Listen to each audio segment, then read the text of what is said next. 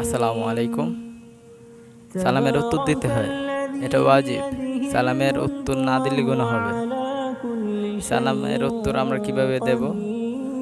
যদি কোনো ব্যক্তি আপনাকে সালাম দেয়, সে যতটুকু সালাম দিয়েছে আপনি এর বরাবর সমান করে সালামের উত্তর দিতে পারেন, অথবা এর চেয়ে উত্তমভাবে, এর চেয়ে কম দিলে হবে না। এর চেয়ে কম দিলে হবে না।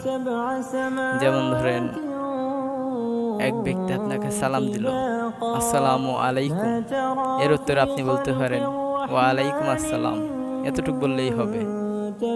আবার ধরেন, আরেক ব্যক্তি আপনাকে বলল আসসালামু আলাইকুম ওয়া রাহমাতুল্লাহ, তখন আপনি ওয়ালাইকুম আসসালাম বললে হবে না, তখন আপনাকে বাড়িয়ে বলতে হবে ওয়ালাইকুম আসসালাম ওয়া রাহমাতুল্লাহ।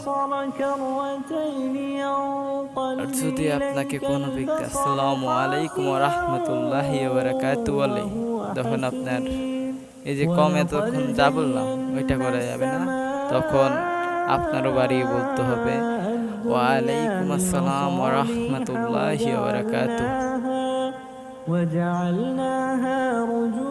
আর আজকে আমি আপনাদেরকে কিছু হাদিস শোনাতে চাই।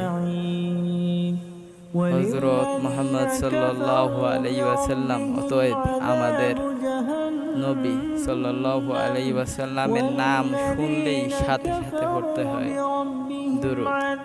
এখন দুরূদের মধ্যে সবচেয়ে ছোট দুরূদ হচ্ছে সাল্লাল্লাহু আলাইহি ওয়াসাল্লাম।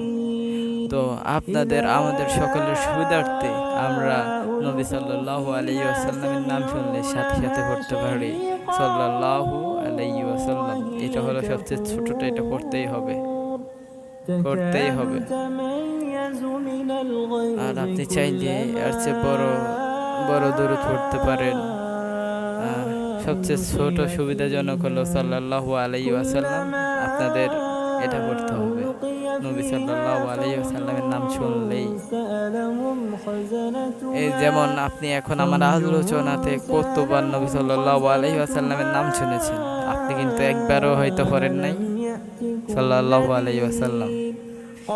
আপনি যে বিভিন্ন আলোচনায় নবী সাল্লাল্লাহু আলাইহি ওয়াসাল্লামের নাম শুনলেই সাথে সাথে সাল্লাল্লাহু আলাইহি ওয়াসাল্লাম পড়তে হবে।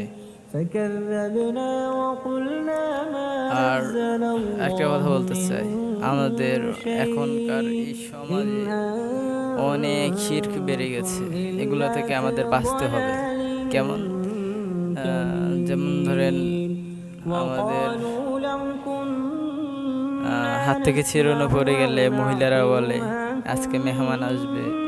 এরপর বাড়ি থেকে কোথাও যাচ্ছেন, এমন অবস্থায় আপনার পাঞ্জাবি জামা অথবা শার্ট গেঞ্জি এমন টাইপের কোনো জামা আটকে আপনার যদি কোনো রকম বাধা পড়ে একটু বাইরে যাওয়ার সময়, তাহলে বলে একটু বসে যাও, না হলে বিপদ হবে, বা অন্যান্য কত রকম।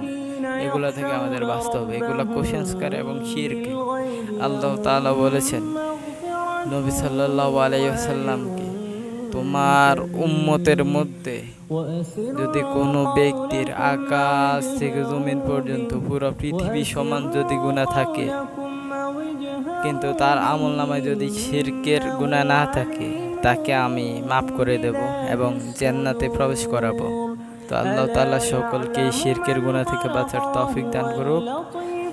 তো আজকের কিছু বললাম না। আল্লাহ হাফেজ।